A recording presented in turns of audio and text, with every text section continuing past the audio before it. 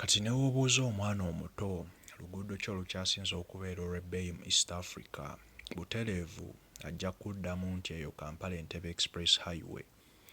Luno nga lwatandika okuzimbibwa mu 2012 ne luggulwawo mu 2018 oluvannyuma lw'okuwemmenta akatabalika kamu n'obutundutundu 7. Lwatandika okukozesebwa era abakozesa enguudo ne batandika okweyagala.